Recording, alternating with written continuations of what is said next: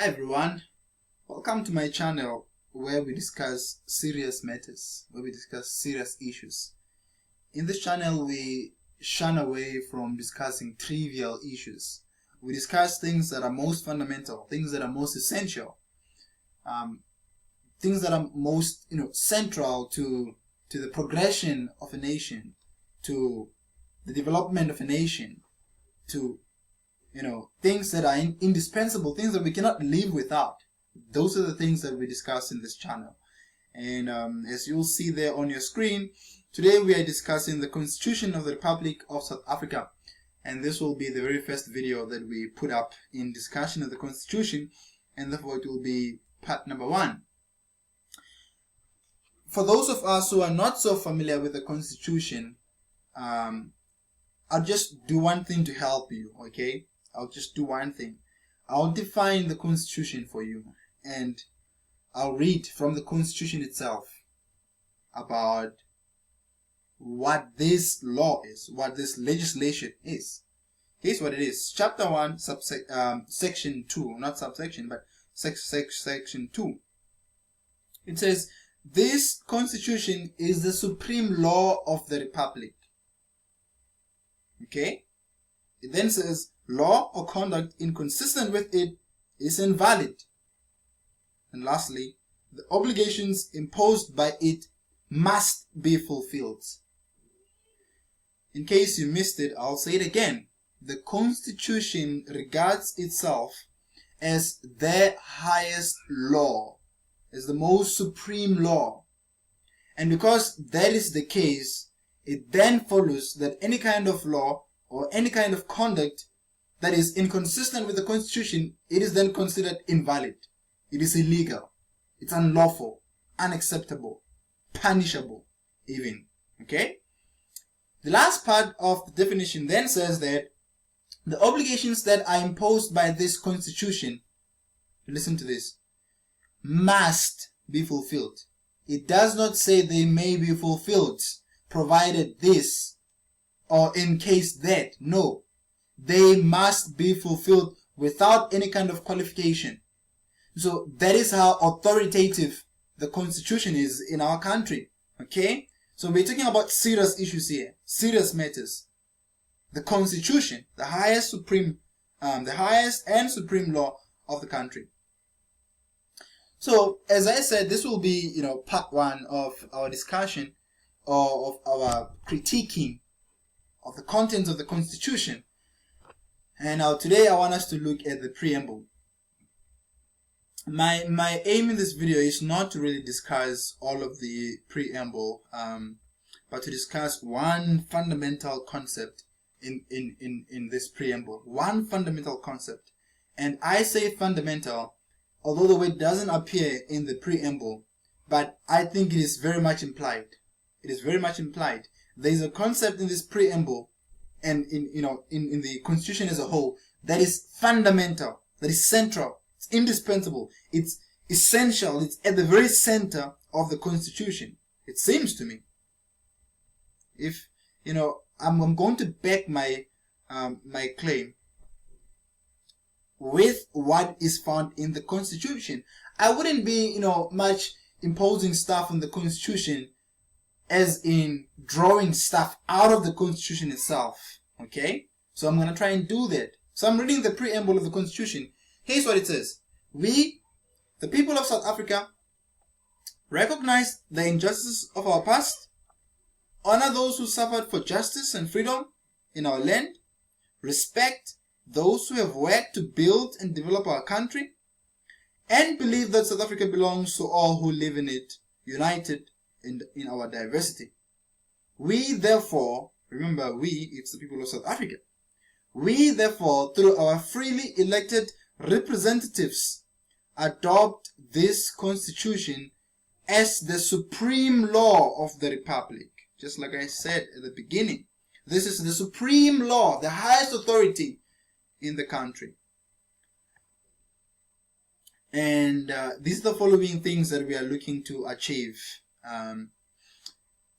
To heal the divisions of the past and establish a society based on democratic values, social justice, and fundamental human rights. Secondly, lay the foundations for democratic and open society in which government is based on the will of the people and every citizen is equally protected by law. Number 3, improve the quality of life of all citizens and free the potential of each person. And lastly, build a united and democratic South Africa able to take its rightful place as a sovereign state in the family of nations, in the whole globe, of course. Then here is a very, very interesting clause, which I think it's strange to find this clause in our preamble. It's very strange, I think, and I'll be making my case now. Here it is. It says, may God protect our people. Nkosi sikeleli Afrika. Morena boloka setjhaba sa heso. God seën South Africa. God bless South Africa. Mzimo fatusetsa Afrika. Hosi hatekisa Afrika. And I'm sorry to the vendor people if I didn't say the Muzimu or the fatusetsa Afrika right. My apologies there. I think I said the rest quite fine. Anyways, here's what I want us to look at. Look at this. May God protect our people. Nkosi sikelele Afrika. Morena buluka setjhaba sa heso. God seën South Africa. God bless South Africa. Muzimu fatusetsa Afrika. Hosi hatekisa Afrika. Now, I'm aware that some of this is just a translation from one language to the other. I'm pretty much aware of that. But here's what I want you to think about, okay? We have read the preamble together, and you can go ahead, take the preamble for yourself, go through it again. There is no word in this preamble that is repeated 7 times. There's no one word here that is repeated 7 times. Even the word constitution itself, the word law itself, the word supreme itself is not repeated that much. In fact, constitution comes only once in this preamble. The word supreme or the phrase the supreme law also comes only once. The term South Africa comes once, comes twice, 3 times. I hope I counted right, except in the last then clause itself. Okay? But here's the deal. The word God is repeated so many times in the preamble. The question is, why?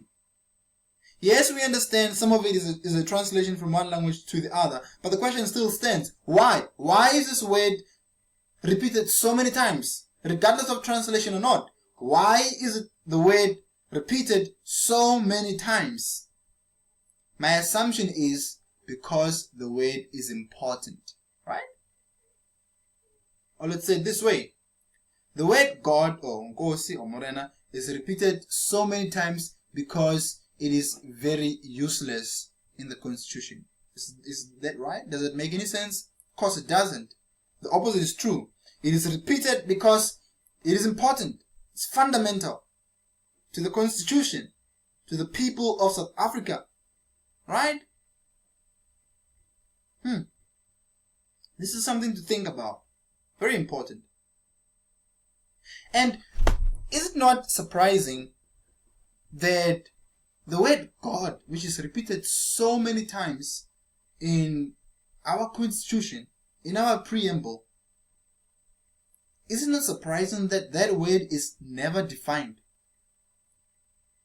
Is it not surprising that the word is never explained at all? At all.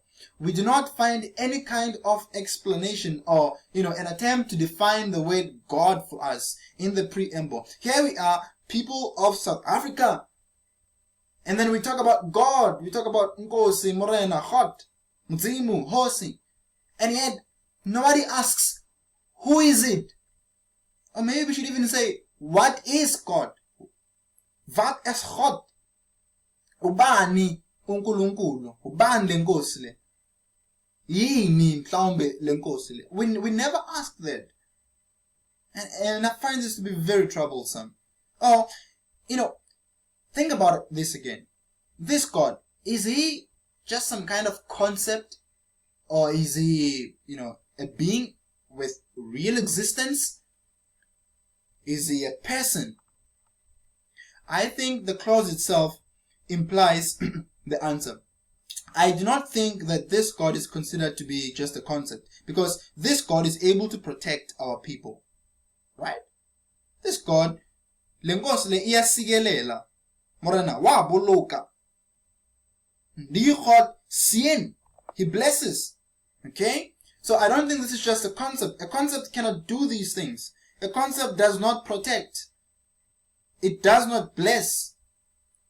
And so back to our question, is he just a concept, or is it just a concept? Of course not, because the preamble itself implies that he is not just a concept. It is not just a concept. Maybe it's more appropriate to say he is a being, or he's a person, because he finds reason to protect. He has ability to protect. He knows how to protect. Okay? He blesses. And obviously if he blesses, one implies the other, then he also is capable of cursing. Okay? This is the God who is fundamental to the constitution of our country, the supreme law of the republic. Okay? Here's another question. This God, does he have a will? Does he have a purpose? Is he concerned of something? Does he have a goal to accomplish? Or is he just, a genie that is somewhere in the pocket of the country and he is pulled out whenever he needs to come and protect, or whenever he needs to come and bless? Is he just a genie, who is there, we give him our wishes and he fulfills them? Or is he God in the real sense of the term? Because God to me means that this is somebody who is a creator. That's God to me. And if he is God, he should, now listen to this, if he is God, he should have life in himself, self-existence. Ooh, now that's serious. Now that's really serious. This is the God that we, I think, are talking about here. And yet, you and I can go on in our speculations, and try and define and explain who this God is. The problem again comes back to this. The Constitution does not define to us who this God is. I've listened to, court proceedings, these lawyers, advocates, judges up there, showing off, showcasing all the legal prowess, all their skills and all these different things. And yet, none of them has ever, in my experience, I've never witnessed any of them defining to us who this God is that we find in our Constitution. This should be troubling us, should it not? Here is a God in our Constitution, and yet we don't know who he is. We don't know what it is. Nobody says anything to us about him. This is something to think about. Lawyers talk about, case laws. They talk about common laws, all these different things in an attempt to clarify things to us. But where is the clarification of God? Who is this God? Because we are not told about him. Think about it. Wes, he is in, or maybe better, he is in the preamble at the very beginning of our Constitution. Think about it. Think about it.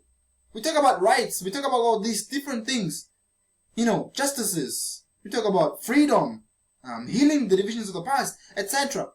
And yet, at the very center of this, we seem to believe that God is there. But who is this God that we are speaking about here?